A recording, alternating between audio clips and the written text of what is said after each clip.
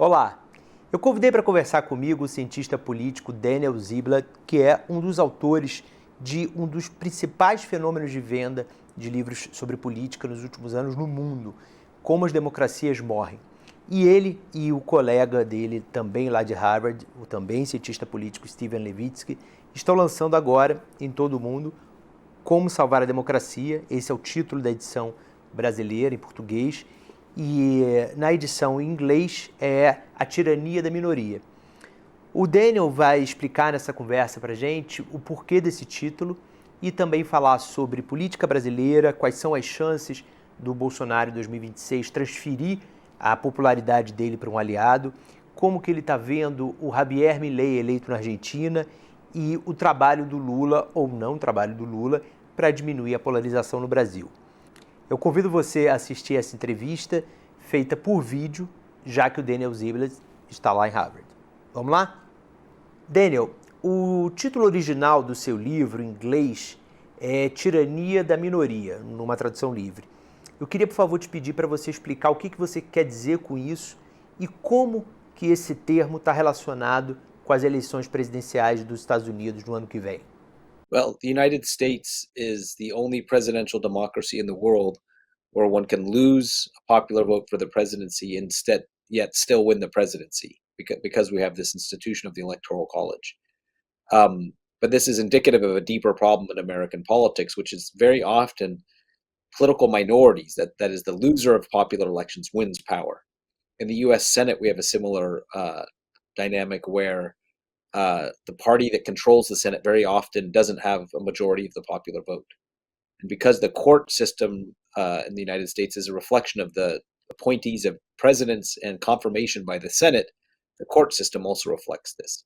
So our system was originally designed in many ways to fight against what people in the 19th century and the 18th century called tyranny of the majority, the idea that majorities can sometimes wield too much power.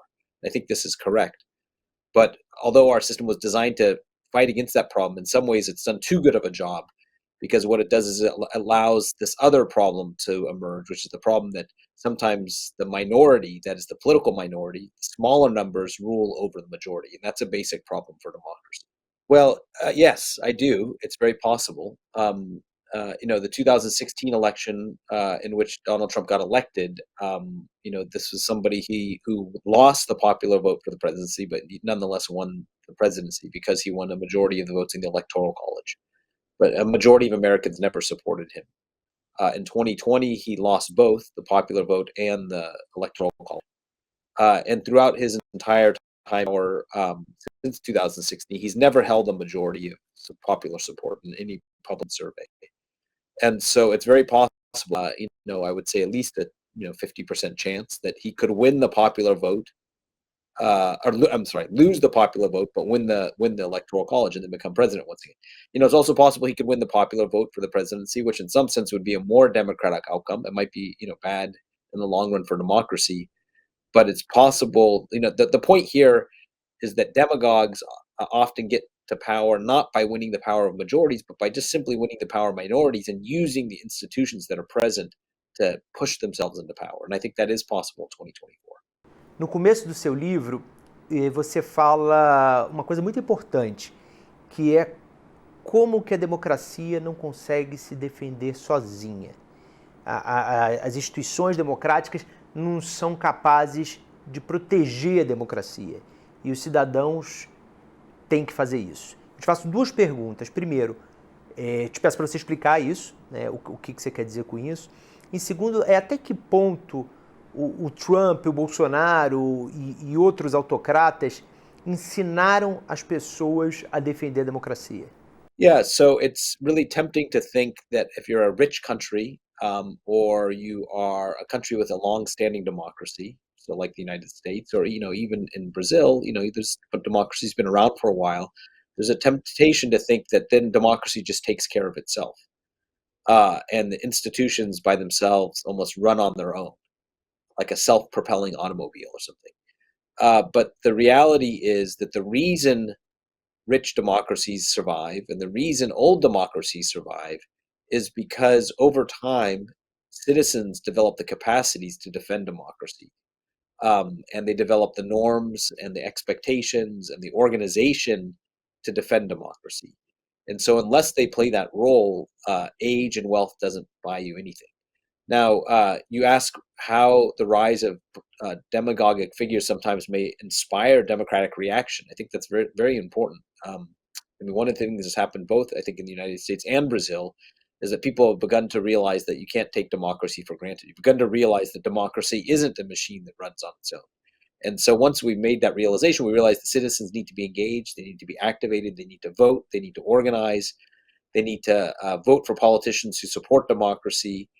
And once citizens take on this greater responsibility, then democracy has a greater chance of surviving. Na introdução da edição brasileira do Como Salvar a Democracia, você fala que os políticos de direita brasileiros respeitaram as regras do jogo na eleição do ano passado, respeitaram os resultados e, com isso, lidaram de uma maneira melhor com a crise democrática. Mas muitos analistas dizem que isso não foi uma atitude espontânea, não foi por um amor à democracia, uma convicção democrática. Isso aconteceu porque o STF, a Suprema Corte Brasileira, e todo o trabalho dos ministros que se envolveram a partir do Tribunal Defender a Democracia, conseguiram fazer com que os políticos de direita respeitassem as eleições, respeitassem o resultado. Você concorda com essa análise? Yeah, it's very often that people comply with democracy out of really short-term calculation. Like they just decide that, it's in their interest to do it.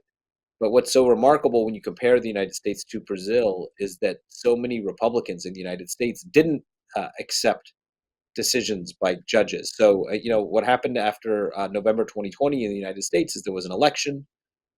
Joe Biden won the election. There was a process by which Donald Trump could appeal the results of the election to judges, to courts.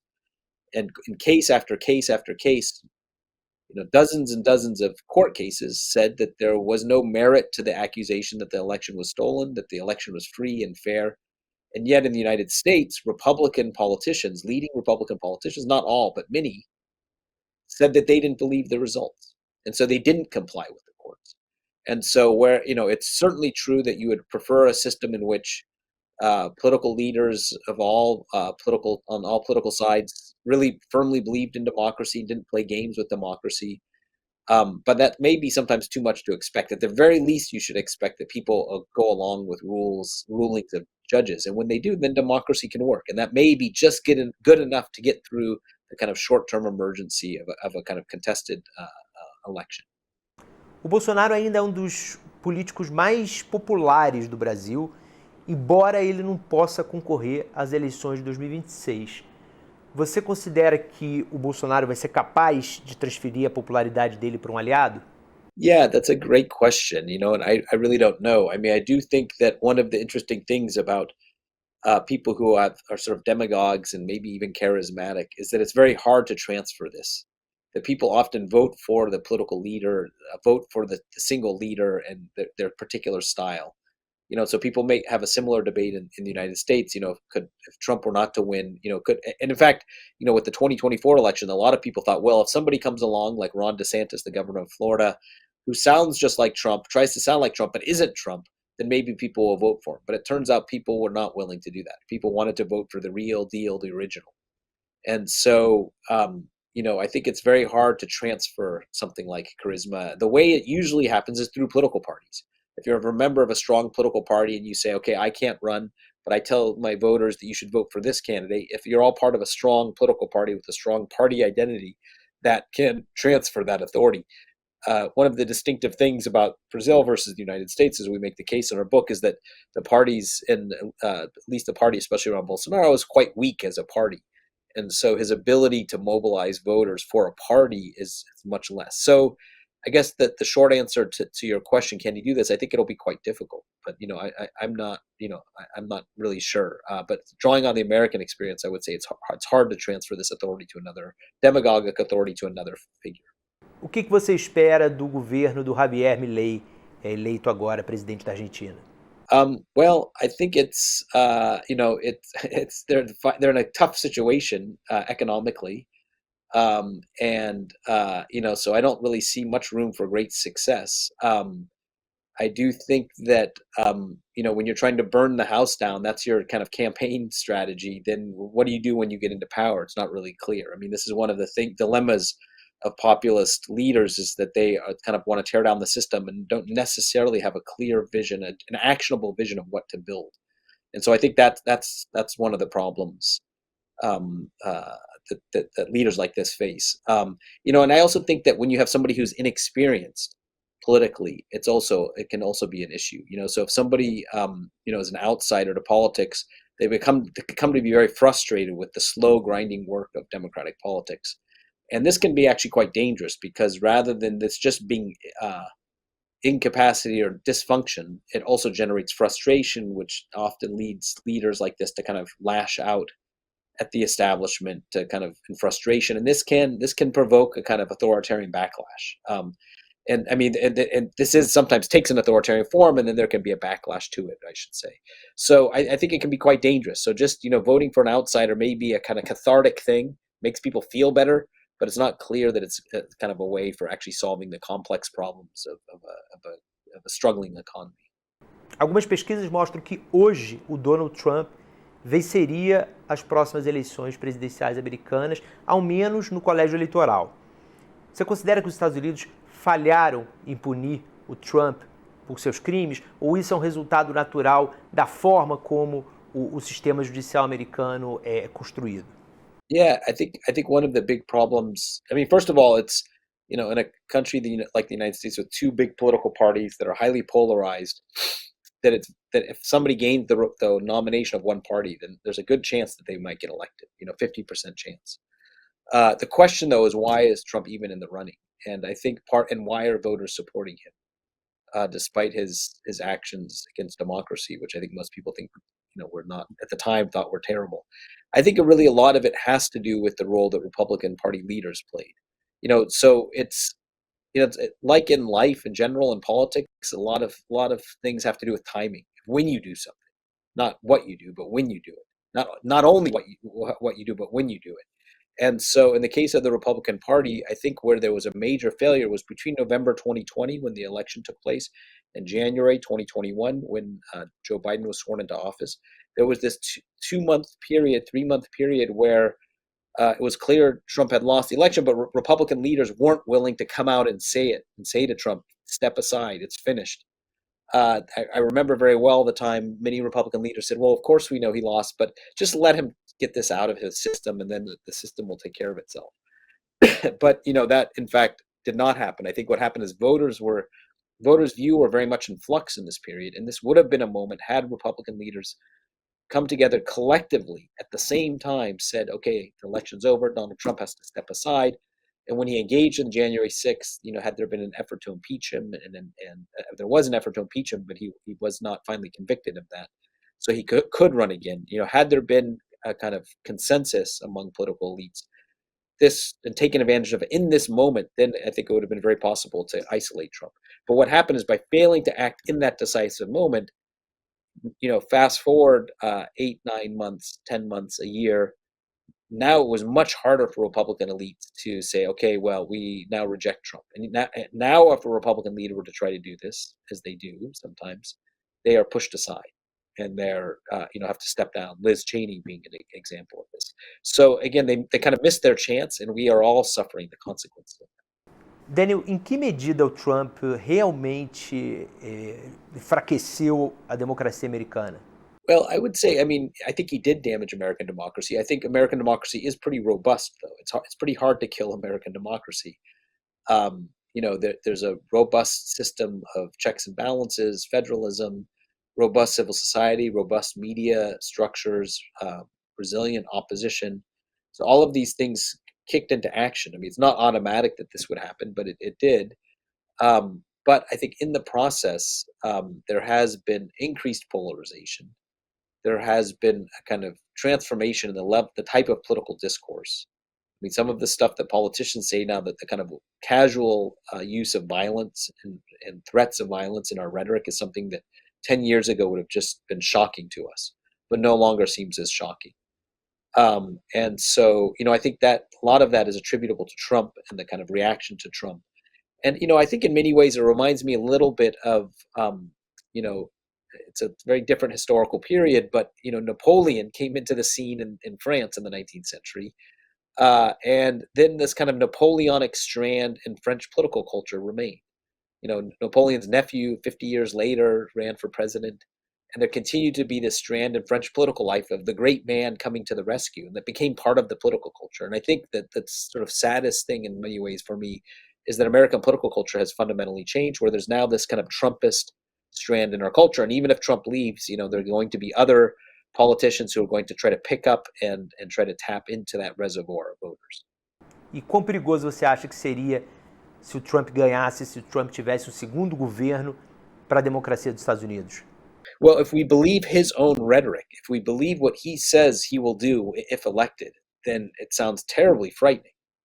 He has said very clearly that he says this in speeches that if elected, I will weaponize the state. Usually, other people accuse, your opponent of weaponizing the state. He embraces this. He says, I will weaponize the state and go after my political opponents. And he uses rhetoric. He used this term recently in a speech describing his opponents as vermin, which has echoes of language of fascist politicians in the 20s and 30s. So the question is does he really mean this? Is he really going to go after his opposition, his opponents, and go after Joe Biden and arrest Joe Biden, which he says he'll do? Will he go after people who are critical of him in this way that's really classic authoritarian? It's really unusual. It's hard to actually really think of another democracy in the world where you have a political leader who's so openly authoritarian in their rhetoric. So if we believe that, it's I think then we should very well be worried. Now you might say, well, he's just saying this, but it's a pretty high risk proposition to say, oh, it's just all words. I think he very well may try to do some of this stuff. I mean, there'll be pushback against it, but again, that's not automatic. That the pushback works. And so, just to give you very precise things, he said he'll use the judicial institutions to go after his political opponents, arrest them. He has said on the first day, if there are protests at his presidency when he's being inaugurated, he'll invoke what's called the Insurrection Act, which allows the federal government to call on the military for domestic purposes, which normally is not allowed. He has said that he will go after immigrants and find illegal immigrants in the United States and put what he calls in order before he deports them out of the United States. So this is obviously fresh stuff. I think people aren't taking it seriously or aren't paying attention. But I think once Americans do hear this, and if they do take it seriously, then most Americans don't embrace this kind of politics, and so they will reject it.